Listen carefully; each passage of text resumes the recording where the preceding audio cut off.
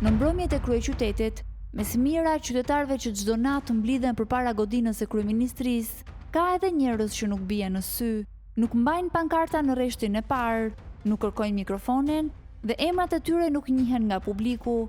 Janë qytetarë që kanë zgjedhur të flasin përmes pranisë. Një prej tyre është Dorela Lazaj.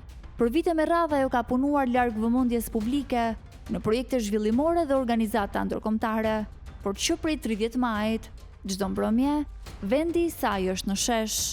Njeriu duhet të dalë në shesh, se kjo të definon ty si njeri për të ardhmen, por çdo kauzë që ka pasur nevojë për mbështetje dhe që unë kam besuar, duhet që ta shpalosësh në publik, sepse në bazë të asaj që ka unanimitetin, dakordsinë në komunitet, shkruhen e projekt ligjet, miratohen ligjet, edhe qeveriset qytetit, qeveriset vendi.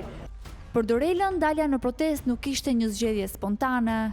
Për vite me radhë ajo kishte besuar se institucionet ishin vendi ku zgjidheshin mosmarrveshjet dhe ku mbroheshin interesat publike.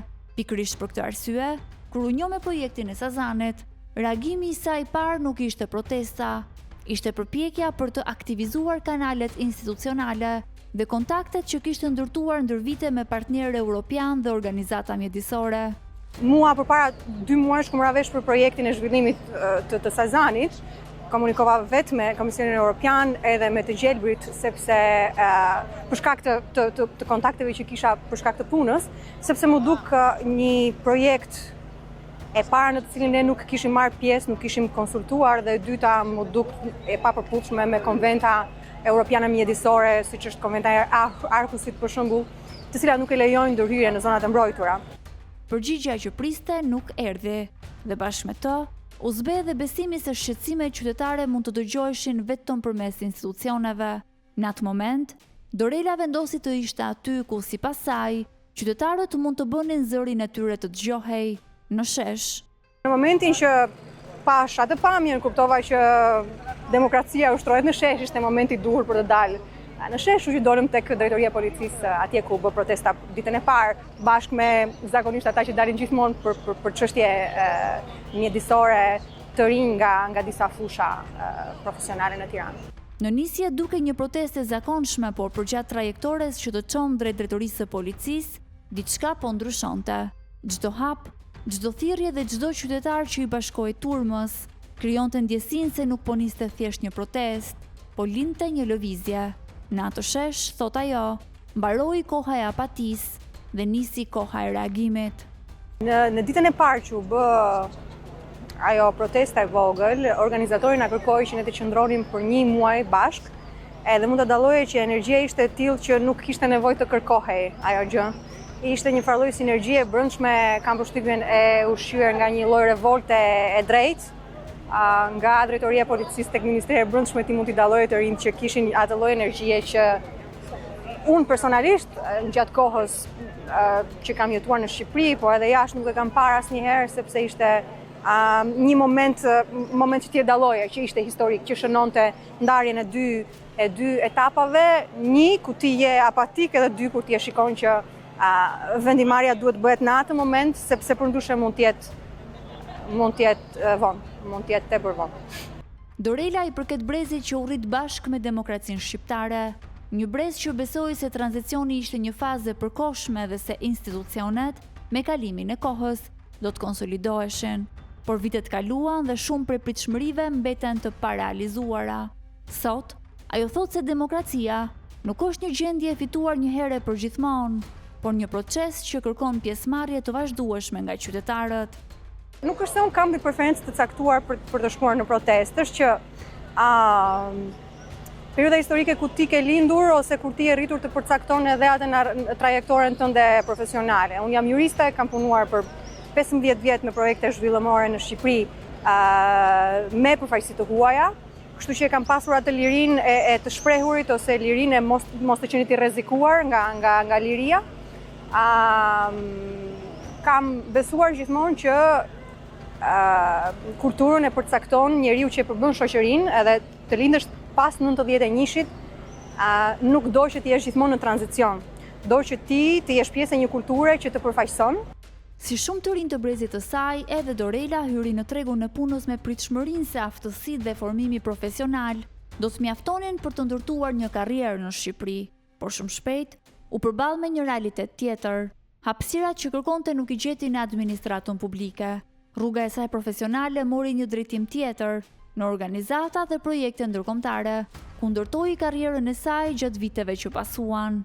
2014-2015 ishte periudha e përfundimit të fakultetit, në njeriu kërkon për veten e vet ato platforma që i rritin potencialin, po edhe janë në përgjithësi të përshtatshme me vlerat e veta. Ka ndodhur e tillë, ka ndodhur fati mirë që e ka marrë atë drejtim, pa diskutime ndikuar edhe nga pamundësia për të hyrë në një sistemin për shembull në atë kohë gjyqësor me vettingun që ishte akoma i pa zhvilluar dhe me korrupsionin në politikë që ka qenë i gjithhershëm. Për Dorelën, kjo nuk është thjesht historia e saj personale, është historia e një brezi profesionistësh që u përgatitën për të kontribuar në vendin e tyre, por që shpesh e gjetën veten duke punuar me institucione ndërkombëtare, jo si zgjedhje e parë, por nga mungesa e hapësirave në institucionet shqiptare. Është e qartë që çardoloj vizioni zhvillimor që është implementuar në Shqipëri nuk funksionon, nuk është në interes kombëtar, nuk është në interes personale të të rinjve, përndryshe ne nuk do ishim gjithmonë në presion për të emigruar ose për të punuar me ndërkombëtarët sepse nuk kemi hapësirë me mënyrën tonë të menduarit për të punuar në qeveri. Kjo tregon diçka për mënyrën se si trajtojt intelektualin në shoqëri. Ka momente kur një protest pushon së qëni vetëm një reagim dhe shndërrohet në një përvojë kolektive. Dorela thotë se mbrëmja 30 majit ishte pikërisht një prej atyre momenteve. Zemërimi nuk ndihej vetëm në thirrjet e protestuesve, por në atmosferën që krijohej mes mijëra njerëzve. Për të, ishte çasti kur kuptoi se ajo që kishte nisur nuk do të shuhej lehtë. Ishte shumë e çuditshme në fakt, nuk e dija do mundem ta shpjegoj konkretisht, po realisht mund ta ndjej tokën që lëvizte nga zemërimi, nga inati. Edhe ishte një moment që është regjistruar në kujtesën e atyre njerëzve që ishin atje atë ditë. Sepse mendoj në asnjë moment tjetër të historisë që ne kemi përjetuar, nuk jemi rrezikuar në formë kaq të drejtë për drejtë. Edhe ajo të bënte pastaj të kuptoje se çfarë kishte lindur nuk ishte e tillë që mund të shpërbohej më. Me kalimin e ditëve, protesta u bë edhe një vend takimi. Njerëz që prej vitesh kishin ndjekur rrugë të ndryshme, me bindje politike, profesione dhe histori personale të ndryshme, u gjetën sërish në të njëjtin shesh. Miq të vjetër, ish bashkëstudent, profesionist, artist, sipërmarrës, emigrant të kthyer, njerëz që ndoshta nuk do t'ishin takuar më, po të mos i kishte bashkuar kjo kaos. Të gjithë.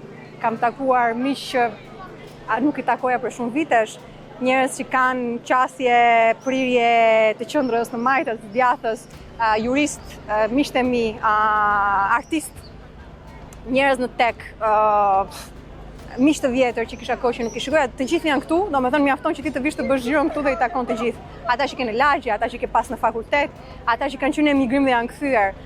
Shtegu e njohu Dorelën në protest, jo si një aktiviste të njohur, por si një qytetare mes mira të tjerëve. Ajo është po aq e vjetër sa demokracia shqiptare. Të dyja u lindën në të njëjtën kohë, por ndërsa njëra u rrit, tjetra mbeti në tranzicion.